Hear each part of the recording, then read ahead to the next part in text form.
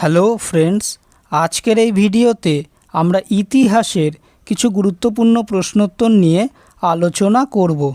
চন্দ্রগুপ্ত মৌর্য তার শেষ দিনগুলি কোথায় অতিবাহিত করেন? অ্যান্সার অপশান এ, শ্রাবণ বেলগোলায়। পারসিদের বিখ্যাত অনুষ্ঠান নওরোজ ভারতে কে প্রচলন করেন? Answer option D, Ghiyasuddin Balban. প্রথম কোন মুসলিম শাসক দাক্ষিণাত্যের হিন্দু রাজ্যগুলি আক্রমণ করেন?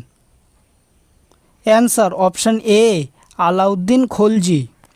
বাংলায় এশিয়াটিক সোসাইটি কে স্থাপন করেন? Answer option C, William Jones. Amir Khusrau কোন বাদ্যযন্ত্র ব্যবহার করতেন? Answer option C, sitar.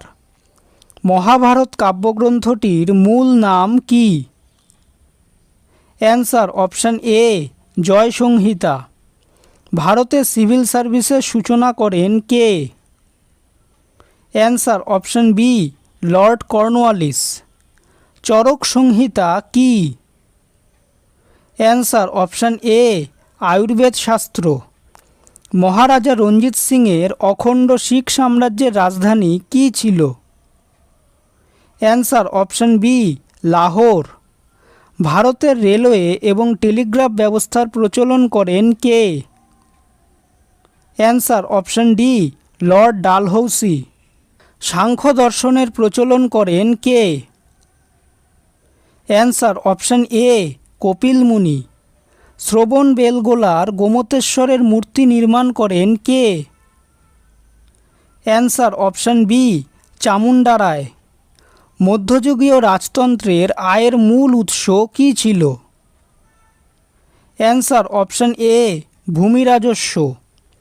শকাব্দ শুরু হয় কত খ্রিস্টাব্দে? অ্যান্সার অপশান সি, ৭৮ খ্রিস্টাব্দে। প্রাচীন বৈদিক যুগের সম্পর্কে জানা যায় কি থেকে? অ্যান্সার অপশান এ, ঋগ্বেদ। মহাবলীপুরম নির্মাণ করেন কারা? অ্যান্সার অপশান এ, পল্লব রাজারা। বিজয়নগরের ধ্বংসাবশেষ কোথায় দেখা যায়? Answer option D, Hampi. শিবাজির রাজ্যাভিষেক হয় কোথায়? Answer option A, Raigad.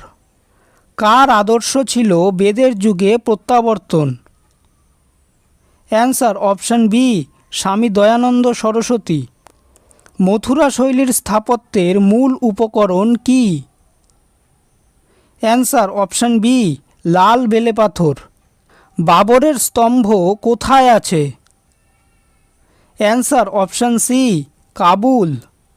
গান্ধা শিল্পের অন্যতম বিখ্যাত কেন্দ্র কি ছিল? Answer option A, Taxila. Qutub Minar নির্মাণ করেন কে? Answer option B, Qutubuddin Aibak. কোন শাসকের উপাধি ছিল কবিরাজ? Answer option C, Samudragupta. সম্পূর্ণ শ্বেত পাথরে নির্মিত প্রথম মুঘল স্থাপত্য কি? Answer option A, Taj Mahal. Ayodhya Kisan Sabha কত সালে প্রতিষ্ঠিত হয়েছিল? অ্যান্সার অপশান বি, 1920 সালে। ভিডিওটি যদি ভালো লেগে থাকে তাহলে ভিডিওটিকে অবশ্যই লাইক করবে, চ্যানেলটিকে সাবস্ক্রাইব করবে আর তোমাদের মতামতটি অবশ্যই কমেন্ট করে জানাবে। ধন্যবাদ।